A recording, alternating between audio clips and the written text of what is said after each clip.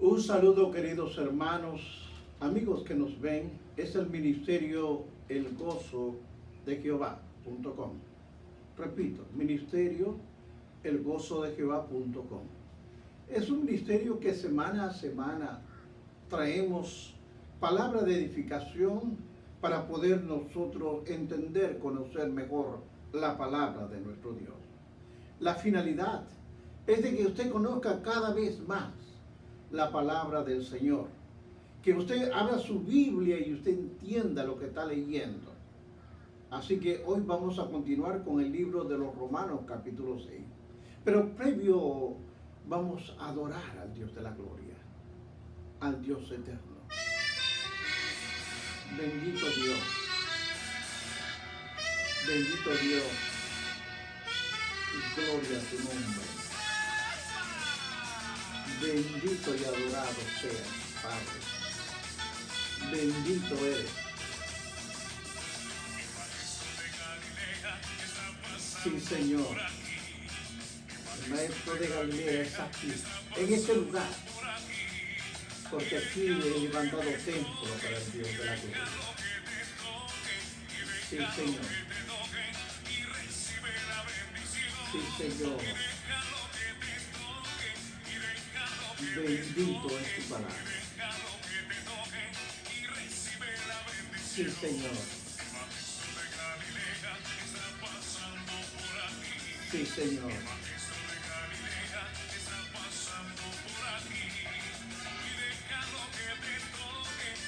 Sí, Señor.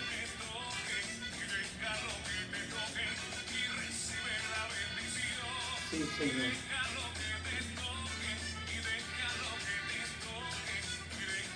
Sí, Señor. Querido amigo, deje que el Cristo de la gloria lo toque. Que lo toque para que sienta la presencia de Dios.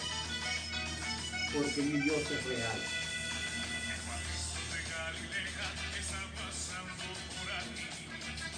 Sí, Señor. Tú estás aquí, tú no estás pasando. Tú estás aquí, Señor. Sí, Señor.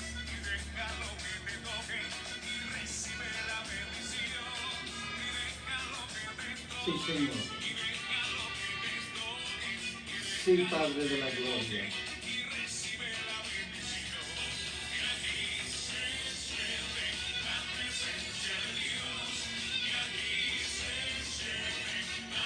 Sí, Señor.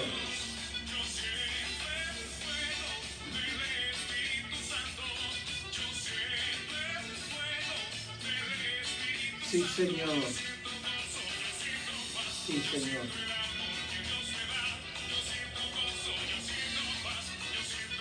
Bendito es tu nombre.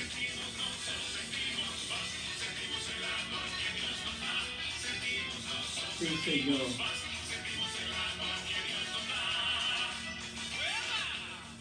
Bendito sea tu nombre, Señor. Bendito, bendito sea tu nombre.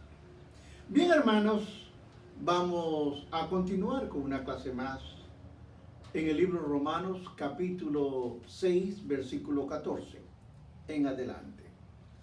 La palabra de Dios la leo a la gloria del Padre, del Hijo y del Espíritu Santo.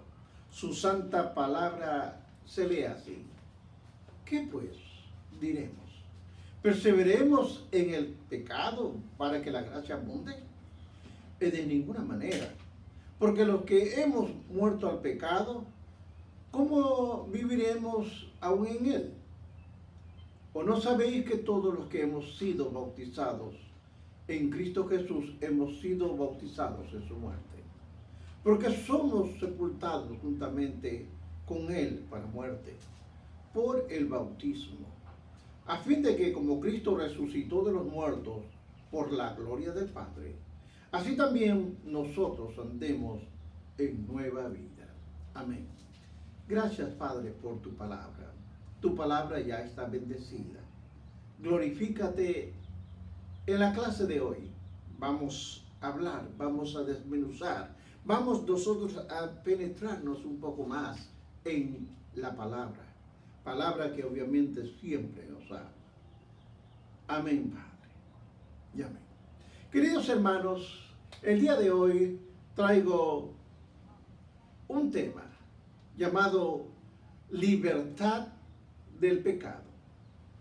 Como forma de introducción, el carcelero de Filipo les preguntó a Pablo y a Silas, ¿cómo ser salvos? Le dijeron, cree en el Señor Jesucristo. Y ellos respondieron,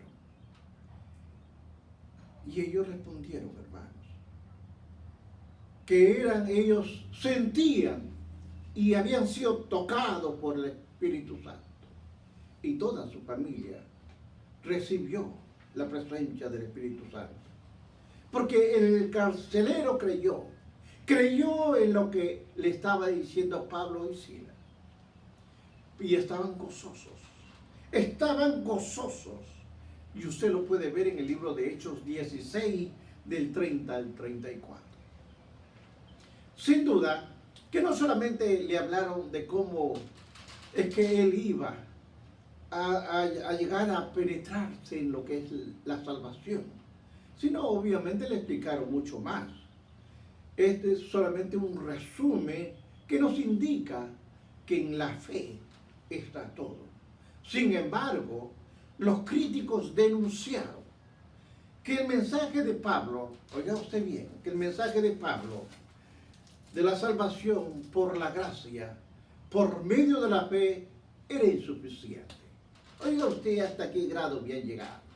Decían que la salvación no se puede llegar solamente por la gracia y por la fe. Porque hay una pregunta ahora. ¿Dónde está esta para regenerarse, para no volver a pecar? Demandaron ellos esta pregunta. Pablo trata de este asunto y como usted verá, explica que la unión en los creyentes está en la unión de los creyentes con Jesucristo. Y su naturaleza dentro del creyente nos frena para no volver a pecar. Es decir, si usted tiene a Jesucristo en su corazón, obviamente usted ya está limpio. Jesucristo reina en su corazón. El Espíritu Santo está ahí. Y eso evita que cuando usted está tentado a pecar, el Espíritu Santo lo redarguye. Y usted obviamente se aparta de ese pecado. Pero observemos ahora cómo frenar para no volver a pecar, de acuerdo al Evangelio. Veamos nuevamente el 6, 1 y 2. ¿Qué nos dice? Observemos cuando estudiamos, observemos con mucho detalle. ¿Qué pues diremos? ¿Perseveremos en el pecado para que la gracia abunde? De ninguna manera. Porque lo que hemos muerto al pecado, ¿cómo viviremos aún en él? Esta pregunta obviamente surgió por una mala interpretación, porque muchos de la enseñanza de Pablo, muchas se interpretaron mal, y por eso es que le voy a explicar. Y anteriormente, cuando se habla sobre el pecado que abundó sobre la gracia, de acuerdo a Romanos 5:20, vamos a desglosarlo, porque hay que entenderlo, por qué nos habla que nosotros cuando vivimos con el pecado la gracia abunda. O sea, ¿qué cosa nos quiere decir? Esto es importante, porque dice cuando el pecado abundó, sobreabundó la gracia. Hay que explicarlo. Los antinomonianos, quiero que usted entienda que estos eran unos personajes cristianos de aquella época. Y ellos aplaudieron esa idea. Ellos dijeron, fantástico, ahora tenemos algo de donde agarrarnos, porque dice que cuando el pecado abundó, sobreabundó la gracia. Ellos abundaron y aplaudían. Eran unos cristianos, creyentes, que decían, si los cristianos, oiga bien, somos salvos por la gracia, únicamente por la fe, tenemos licencia para pecar libremente como queramos. Obviamente, levante legalista, por otra parte, y también argumenta tomaron esto como una evidencia de que el mensaje de Pablo era inadecuado. ¿Era inadecuado o no era entendido? Por eso vamos a ver. La palabra nos dice, ¿condujo el Evangelio a una vida de pecado? ¿Esto es lo que Pablo enseñó realmente? De ninguna manera, hermanos. De ninguna manera. Él enfáticamente rechaza esta idea como una perversión de la gracia. Aquí usted está entrando en un tema donde está pervirtiendo la gracia. Se está escudando detrás de la gracia. Y eso es lo que usted tiene que ver. Porque la gracia, oiga bien, de Dios, produce justicia. Eso es lo que produce la justicia. Es la gracia de Dios. No pecado. Sugiere que los cristianos deberían continuar pecando. Eso es impensable. E implica que no se ha comprendido el propósito de Dios. En ese entonces tenían sus propias batallas. Ellos estaban confundidos. Lo que Pablo está diciendo es que la abundancia de la gracia, oiga bien, de Dios excede nuestro mayor pecado. Si usted ha pecado, por muy grande que haya sido el pecado, quiere decir que la abundancia de la gracia de Dios cubre esa montaña de pecado, por muy mala que haya sido. Por eso es que dice que la abundancia de la gracia de Dios excede nuestro mayor pecado que hayamos cometido. Él no solamente nos salva de la culpa pasada y del futuro juicio, sino que también nos libra para poder controlarnos nosotros en el pecado. Ahora observe usted, en el presente, ahora en este tiempo, continuar pecando contradice el propósito mismo de la gracia. Tenga cuidado. Si usted se ha arrepentido, si usted ha venido al camino del Señor, mire usted cómo está caminando delante de la presencia de Dios. Por eso que en aquel entonces había esos conflictos. Ahora observe lo que el apóstol Pedro dice. Y el apóstol Pedro emitió una advertencia y fue severa a cualquier persona que pervirtiera el evangelio, desde los legalistas hasta los libertinos, en su referencia a la gente ignorante e inestable que distorsiona las cartas de Pablo, como también a las otras escrituras, para su propia perdición. Hermanos, hay que tener cuidado. Eso nos lo dice segunda de Pedro 3:16. Ahora, Judas también advirtió: hombres impíos que convierten en libertinaje la gracia de nuestro Dios. Observe usted que Judas también lo está mencionando. No se puede coger la palabra de Dios y convertirla a su gusto, a su manera. Hoy en día hay personas que creen que Dios le habló y cambian la palabra o cogen cierta parte de la Biblia, la leen y de ahí ellos se escudan. No, hermanos. Porque existe lo que es la unión del creyente con Cristo. Y veamos la Biblia, del 6, 2 al 4. Nos dice: de ninguna manera. Porque los que hemos muerto al pecado, ¿cómo viviremos aún en él? ¿O no sabéis que todos los que hemos sido bautizados en Cristo Jesús, hemos sido bautizados también en su muerte? Porque somos sepultados juntamente con él para muerte por el bautismo, a fin de que como Cristo resucitó de los muertos por la gloria del Padre, así también nosotros andemos una vida, pero una vida nueva. Ahora observe usted esto. Esta es la parte esencial de la respuesta de Pablo.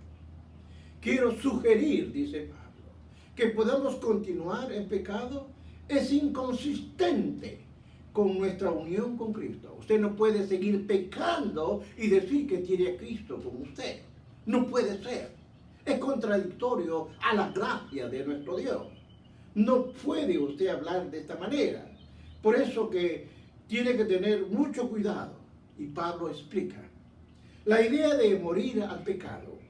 Por ejemplo, los que hemos sido bautizados, usted y yo, los que hemos sido bautizados en Cristo Jesús, hemos sido bautizados ¿en qué? En su muerte.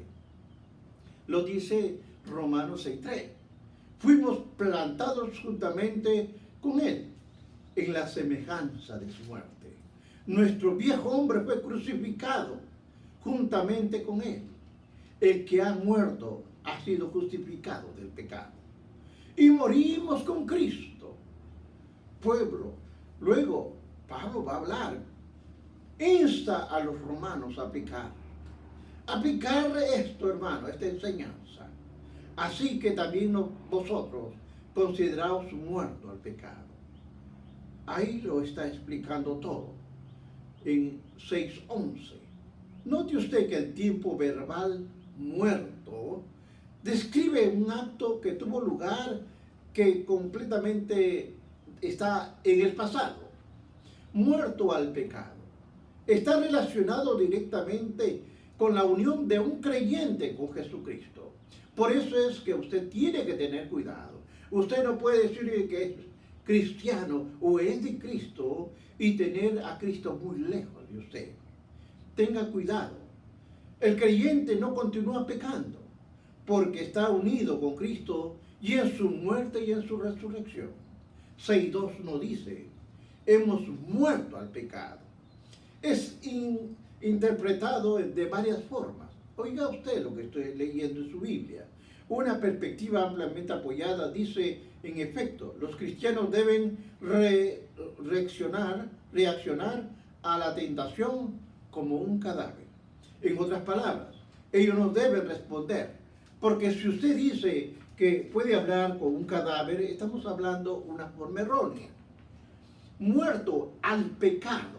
No es que usted físicamente esté muerto, es muerto al pecado. Y si usted está muerto al pecado, usted no puede reaccionar.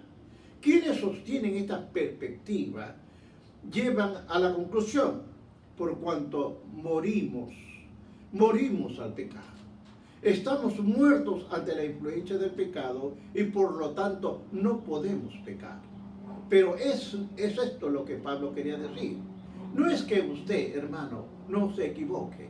No es que usted al decir que está muerto al pecado, está muerto físicamente. No, espiritualmente.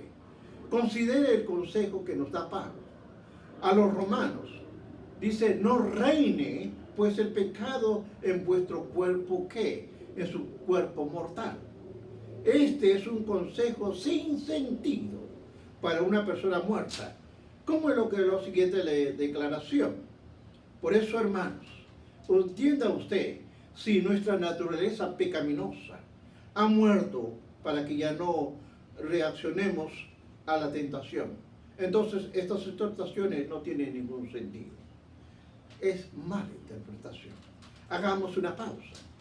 Por el momento, en una búsqueda de entender la enseñanza que Pablo hablaba. Y escuchamos las palabras de Jesús ahora, en Mateo 18. Mire usted qué dice Mateo 18:1. Él responde una pregunta a los discípulos. ¿Quién es mayor en el reino de los cielos? En su respuesta Jesús le dice a sus discípulos, ellos deben cambiar. Oiga bien, ellos tienen que cambiar y hacerse como niños. Eso va hasta el 18:3. Quiere decir que ellos deben imitar a cada rasgo de los niños pequeños, incluyendo la inmadurez y el egoísmo. Por supuesto, hermanos, que no.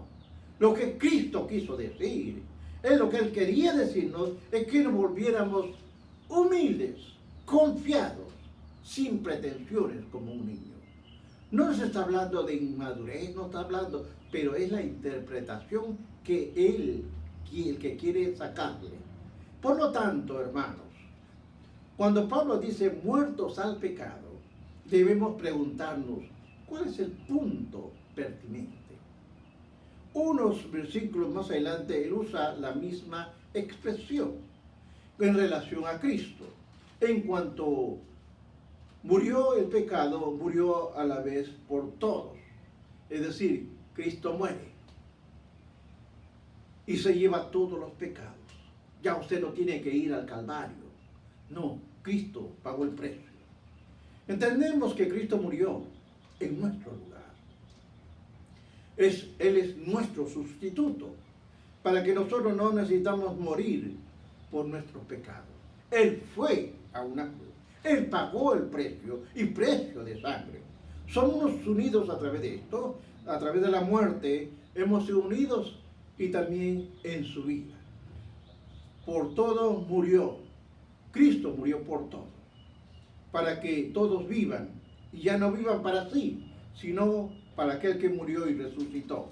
Queridos hermanos, entienda usted, sugerir que en algún punto, antes de que Cristo muriera, el pecado, Él respondía ante la tentación, es totalmente inaceptable. Cristo nació, Cristo vivió sin pecado. ¿Qué más dice la Biblia acerca de la muerte? Entendamos esto. Vemos que une el pecado con la muerte. Siempre dice muerte y pecado. Vemos que el pecado con la muerte. Por ejemplo, hay un ejemplo, Dios le advierte a Adán, le está advirtiendo a Adán, si comía del fruto prohibido, moriría. ¿Se da cuenta? Pecado y muerte. Hay dos cosas que están relacionadas unas con otras. Eso está en Génesis 2:17. El castigo por el pecado es la muerte. Pablo dice que quienes persisten en vivir contrario a lo que saben, es la voluntad de Dios, merecen la muerte.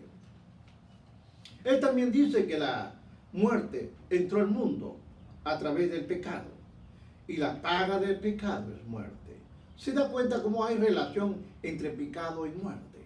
Ahora observe usted. Muerte al pecado se refiere a nuestra justificación. Muerte al pecado quiere decir que se refiere a nuestra justificación, es decir, la muerte a la culpa del pecado. En otras palabras, es totalmente inconsistente para una persona que es justificada. Ahora entienda lo siguiente, la explicación de Pablo acerca de la santificación. Es importante que usted vaya entendiendo estos puntos. La explicación de Pablo acerca de la santificación proviene de su respuesta a quienes obtengan la idea de la salvación por gracia y por medio de la fe.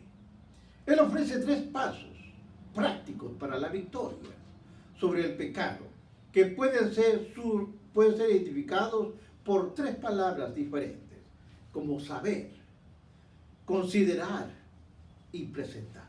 Vamos viendo la primera palabra, el saber. Un claro entendimiento de la provisión de Dios para nosotros en Cristo Jesús es esencial para la victoria, por cuanto la fe comienza como la conocida voluntad de Dios. Fuimos totalmente identificados en Adán, en la condenación y en la muerte. Eso fuimos identificados en Adán. Pero ahora somos identificados con Cristo en la justificación y en la vida. Romanos 5:12 al 21. Pablo nos recuerda 3 cosas que debemos saber al respecto de nuestra identificación con Cristo. Primero de nada. Pablo pregunta, ¿no sabéis que todos los que hemos sido bautizados en Cristo Jesús hemos sido bautizados en su muerte? La palabra bautizados, hermanos, entiendan, literalmente significa sumergir. Algunas veces es usada en sentido figurado, en 1 Corintios 10:2. Y Moisés y todos fueron bautizados en la nube y en el mar. Es una identificación, porque un solo espíritu fuimos todos bautizados en un cuerpo. Está en la Biblia. Esto describe la obra del Espíritu en la conversión, uniendo al creyente con Jesucristo. Ahora, escuche esto. Pablo usa el concepto bautismo en agua. En este pasaje, para ilustrar lo que tiene lugar cuando un creyente es nacido de nuevo, hay varios modelos. Yo les voy a explicar uno de ellos. De bautismo son practicados hoy en día.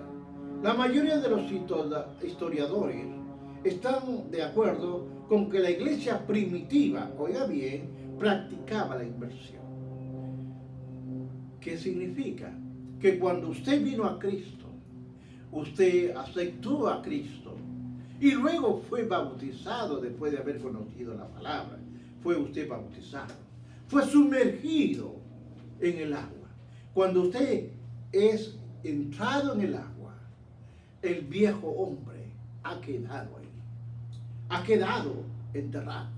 Y cuando sale del agua, es revivido para vida eterna. Ahora, su trabajo es, hermano, dice, ya soy de Cristo, pero ahora tiene que seguir la palabra de Dios. Porque no crea que porque usted se bautizó ya es salvo. No, usted tiene que seguir su batalla hasta el último día de su vida. Hay muchas formas como hablarlo, pero la iglesia primitiva sí practicaba esto de la inmersión. Porque ahí en la inmersión está hablando que el creyente con Cristo en su muerte está ahí aceptando su sepultura, pero también está viendo la resurrección. En Romanos 6, 4 y 5, fundamentalmente es un acto de obediencia a Cristo que sigue al arrebatamiento y a la fe. Ahora, la unión con Cristo no solamente cambia nuestra relación con el pecado, sino que también nos conduce a una vida nueva. Como Cristo resucitó de los muertos, así también nosotros andamos en vida nueva. ¿Juntamente con quién? Con Él. Ahora, aclara uno más la naturaleza de esta unión. Debe describirse que es como un injerto de Dios, de dos ramas. Usted tiene una rama, usted lo injerta y va a crecer una planta dentro, van a crecer juntas. Usted coge el árbol, introduce ahí y lo va a hacer que van creciendo los dos al mismo tiempo. Esta unión es una semejanza entre el cristiano y el creyente, o sea, el creyente cristiano y Jesucristo. Esta es una unión, es una comparada como una rama injertada en la cual la savia de la planta fluye para dar vida. Pablo personificó esta relación íntima de esta manera. En Gálatas 2:20 nos dice, con Cristo estoy justamente crucificado y ya no vivo yo, mas Cristo vive en mí. Y lo que ahora vivo en la carne, lo vivo en la fe del Hijo de Dios, lo cual me amó y se entregó a sí mismo por mí.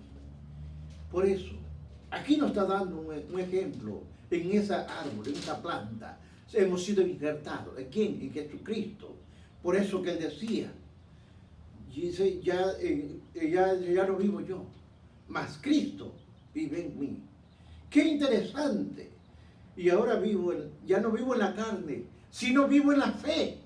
Vivo en la fe. En la fe, en el Hijo de Dios. Cristo imparte su naturaleza a quienes están en unión con Él.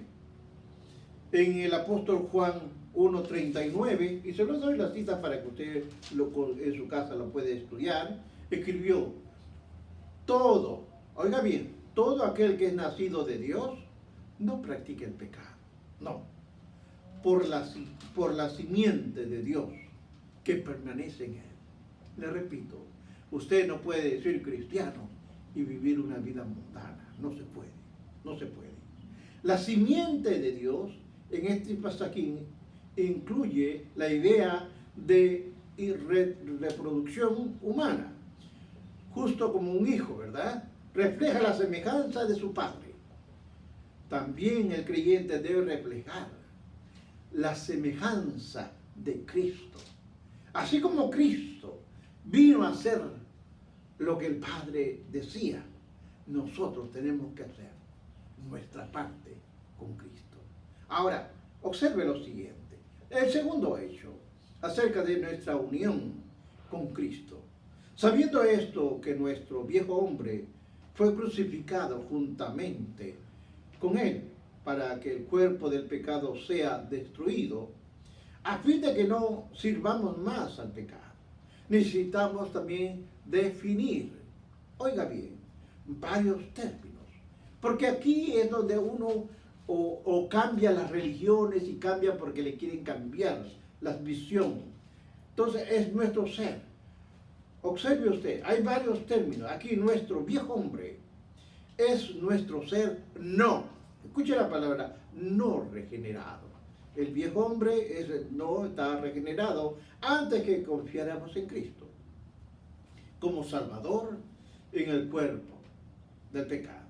Es una referencia no a nuestro cuerpo físico, sino a la naturaleza pecaminosa que heredamos de Adán. Destruido no significa aniquilado.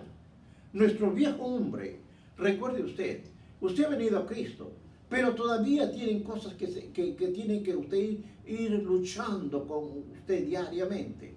Porque el viejo hombre se levanta. No es porque usted vino a Cristo ya todo está ganado. No, usted está empezando el camino.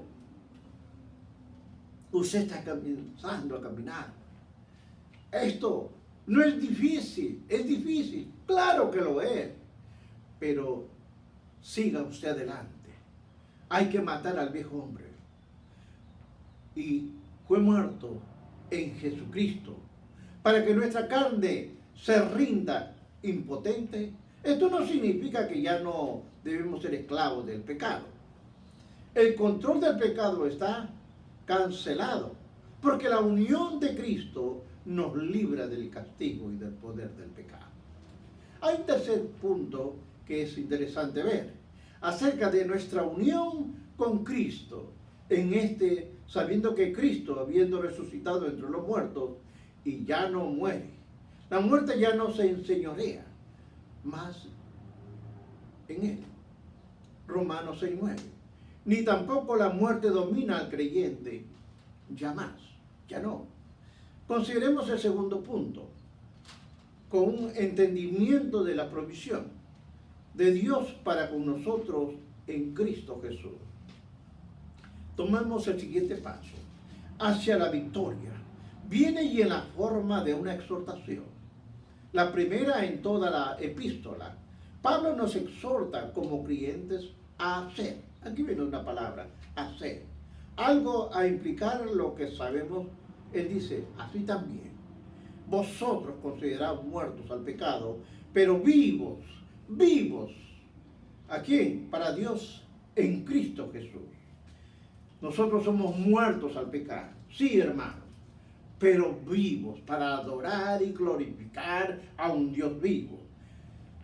Usted debe recordar que Pablo usa esta palabra 11 veces en el capítulo 4 para describir el acto de Dios. Al acreditar o contra Abraham a todos los creyentes como justos.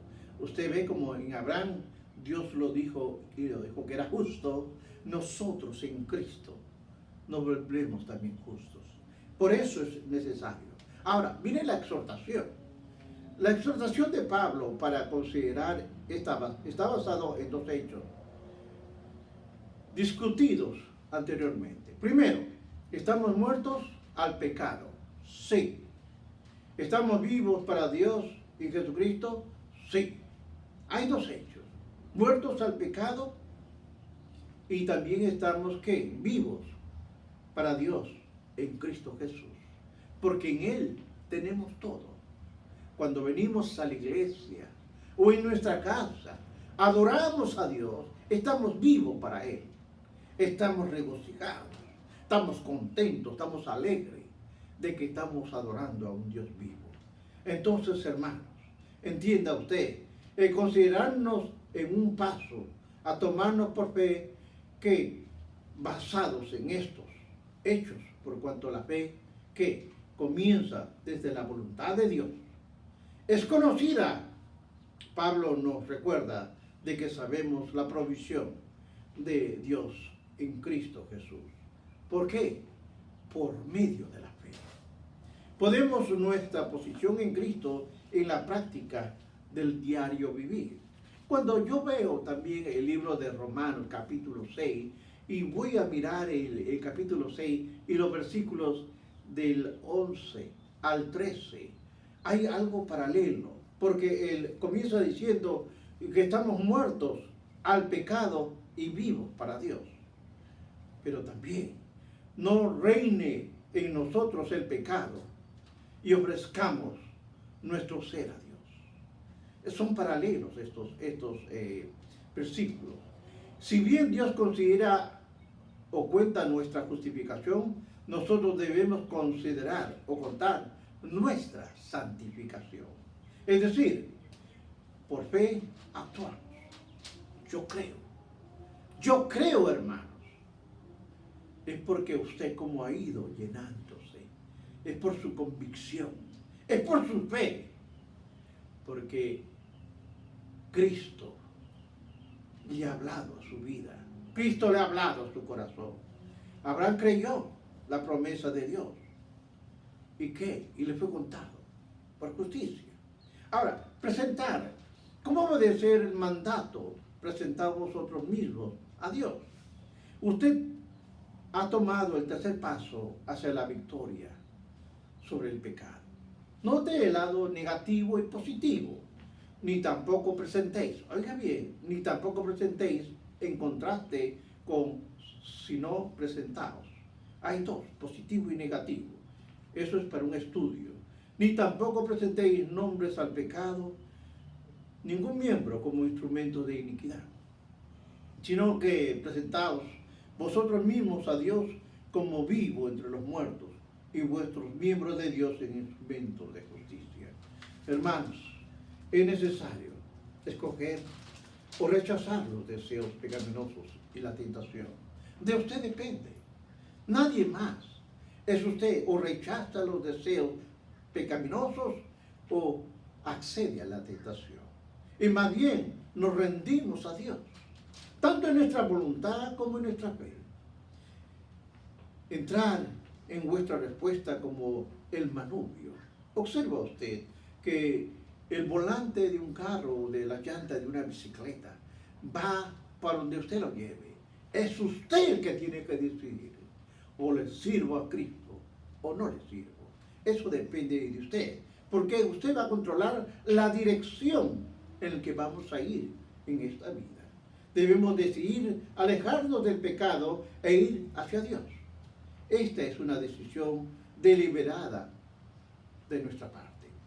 Decidimos no ofrecer los miembros de nuestro cuerpo al pecado y al mismo tiempo decidimos ofrecernos a Dios. Hacemos ambas cosas. Cuando hacemos esto, nuestra fe y la resolución son fortalecidas. ¿Por qué? Porque sabemos que el viejo hombre murió con Cristo, para que vuestra carne se rinda impotente. También sabemos que ya no debemos ser dominados por el pecado.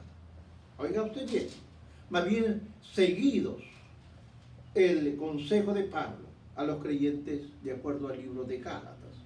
Dijo, pues andad en el Espíritu y no satisfacéis los deseos de la carne.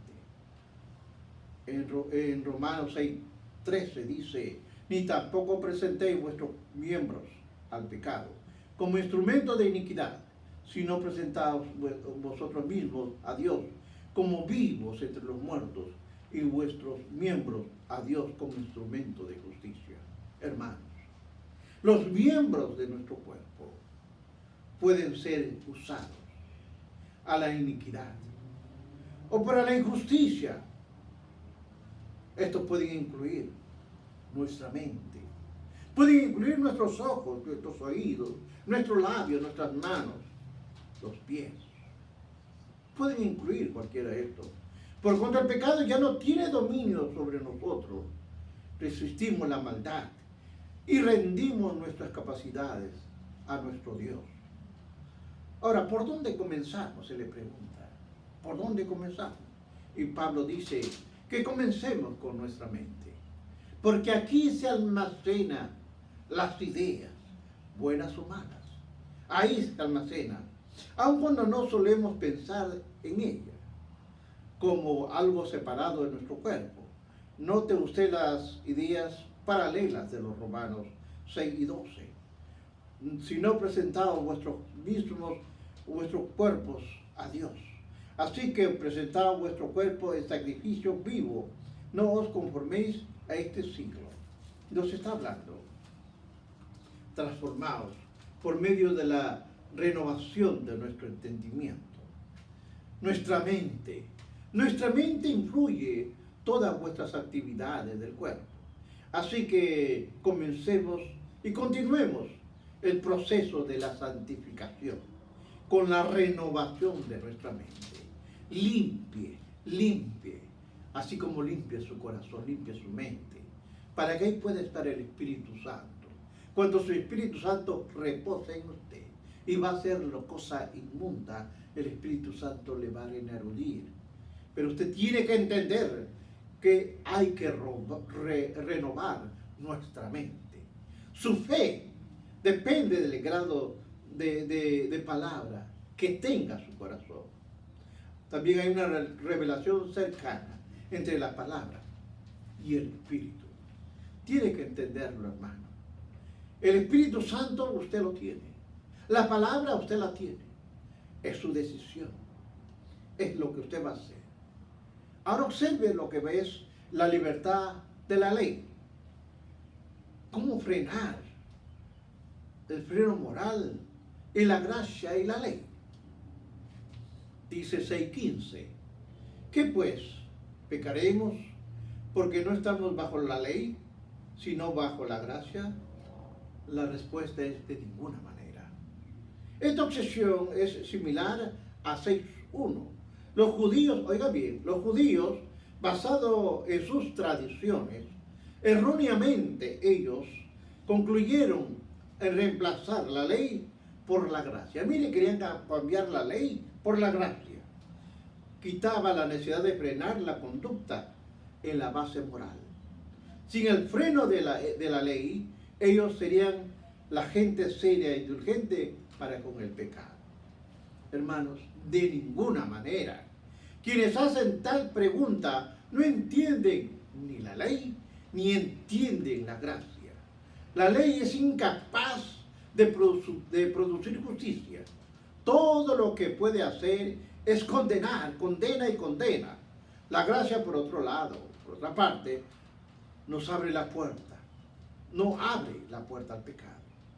Otorga poder al creyente para hacer lo que la ley no puede hacer. Es vivir en obediencia a nuestro Señor Jesucristo. La gracia fue dada para que la ley fuera cumplida. Eso es lo que usted tiene que entender.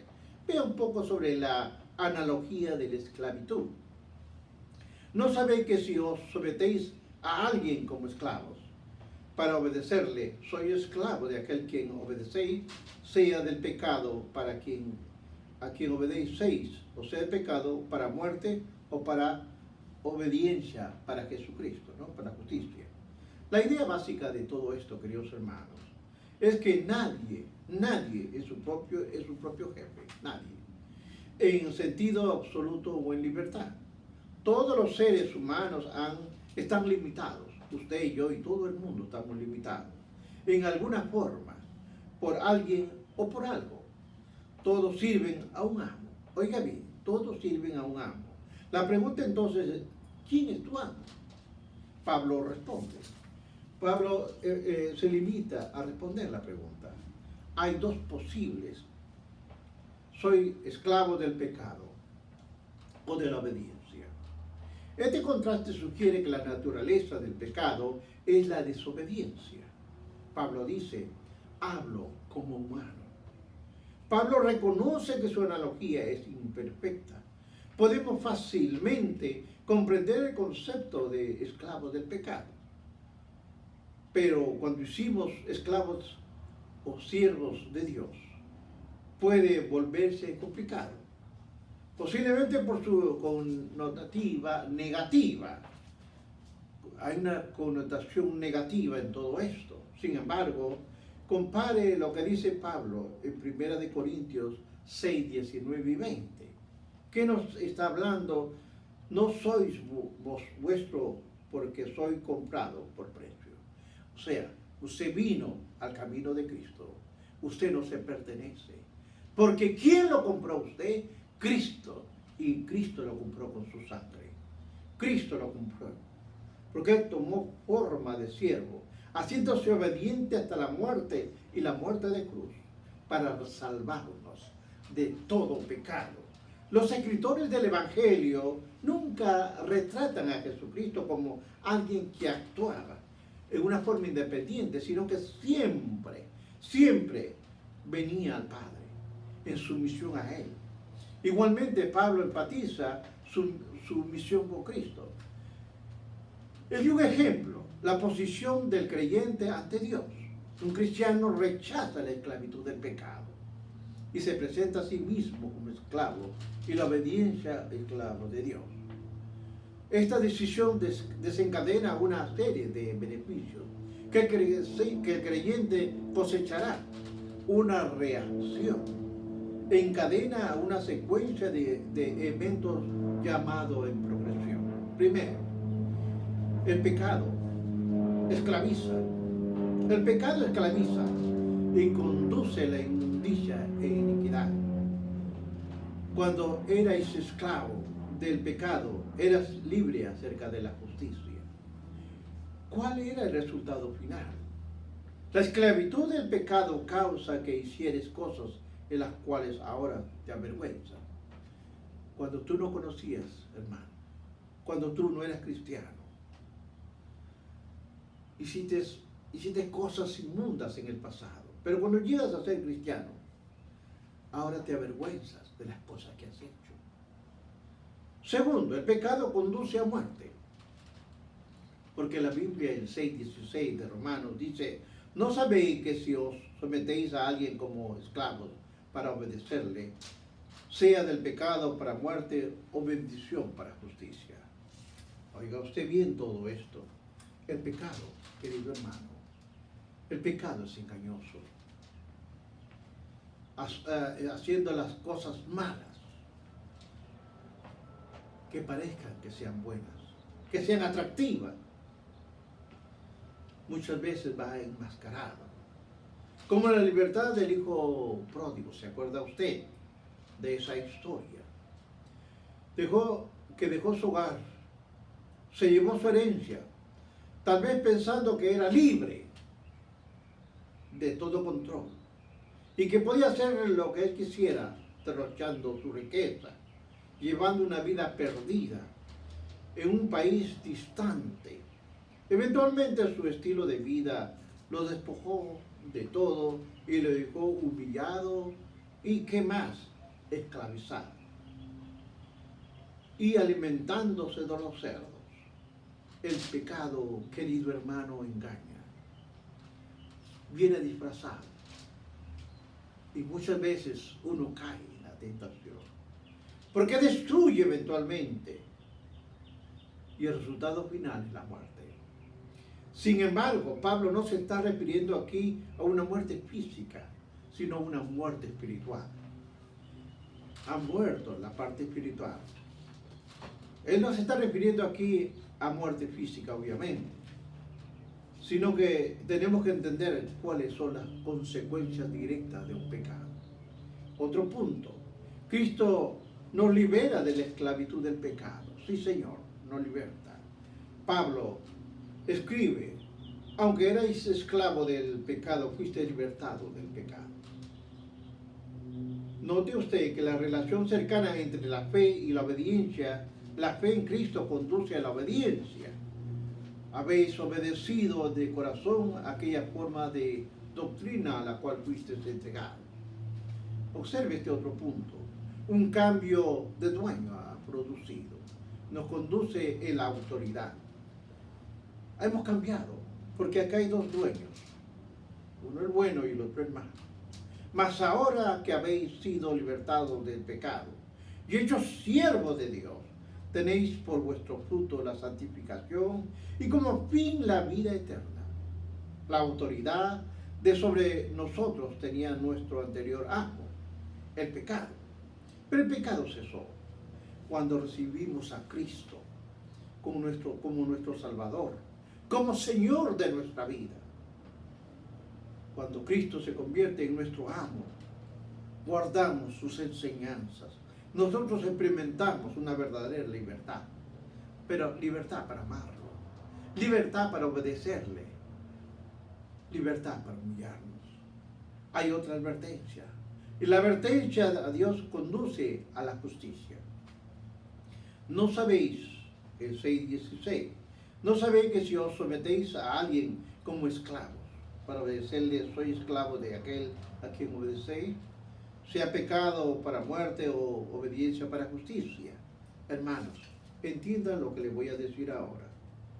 La santificación y la vida eterna, la gracia de Dios, obrando en la vida de cada creyente, conduce, todo esto nos lleva y nos conduce a la santificación y cumple que una demanda de la ley, el propósito de la ley, hermanos.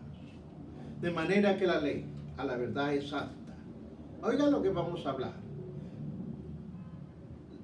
La verdad es santa y el mandato santo, justo y bueno. Aquí hay tres cosas que hay que explicarlo. Pablo no enseñó en contra de la ley, y eso quiero que esté claro. Ellos malentendieron. No es que lo explicaron mal, sino que lo entendieron mal. Tanto a Pablo como el propósito de la ley. Entendieron mal, porque se llevaron a un grado de considerarla como un medio de salvación. Pablo había cometido el mismo error cuando antes de ser cristiano. Él creía y defendía lo que él creía que era justo. Pero cuando se encontró con el Cristo resucitado, cambió y vio diferente. Ahora bien, Pablo dice la ley es buena. Él también dice, por la ley ninguno se justifica para con Dios. Pablo no está rechazando la ley, sino más bien está haciendo eso inapropiado. La ley santa, porque revela el pecado. Es como un espejo que refleja su cara, pero no la puede limpiar. Usted se ve al espejo, usted se mira, en una forma similar es la ley. Nos muestra cómo somos de pecadores. ¿Por qué? Porque usted sabe la ley, pero es impotente para limpiarnos o para salvarnos. La ley es justa, revelando nuestra incapacidad para guardarla, por la que en el concilio de Jerusalén insistían en que los gentiles debían obedecer la ley. Pedro les preguntó, ¿por qué tentáis? ¿Por qué tentáis a Dios, poniendo sobre la cerviz de los discípulos un yugo que ni vuestros padres ni vosotros hemos podido llevar? Está en el libro de Hechos, capítulo 15:10. Voy concluyendo, queridos hermanos. Primero, hemos visto que la ley revela a Dios y su voluntad, la distinción entre lo bueno y lo malo. Es bueno honrar a Dios y honrar a nuestros padres. Lo bueno, lo malo es matar, cometer adulterio, robar, codiciar, testificar falsamente. Segundo, la ley provee salud y ¿qué más? Y perseveración para la raza humana. La ley, queridos hermanos, trae a la luz el pecado que conduce al pecador al arrepentimiento y a confiar en la gracia de Dios. También la ley provee una guía para la vida del creyente. Hermanos, sabemos ya lo que la fe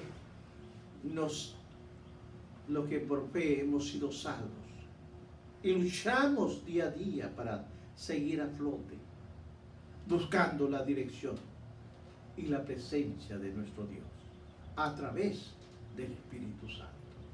Por eso, queridos hermanos, esta clase la traigo para reflexionar, para entender la palabra de nuestro Dios. Este ha sido una clase más del libro de los Romanos. Vamos a seguir estudiando porque en ella tenemos mucho, pero mucho material para aprender. Les recuerdo que ustedes pueden ir a mi página, que es www.ministerioelgozodejehová.com, y ahí están todas las clases que yo doy. Voy a orar previamente antes de irme y le pido al Dios de la gloria que los bendiga, que el Dios eterno, poderoso, los bendiga a ustedes que me están viendo, a los que me van a ver, que bendigan a sus familias, a sus hijos, porque no cierren los ojos diciendo yo soy salvo. ¿Y tu familia qué? Clama por ellos, clama ante la presencia de Dios. Amén. Gracias, hermanos. Que Dios los bendiga y hasta la próxima clase. Bendiciones.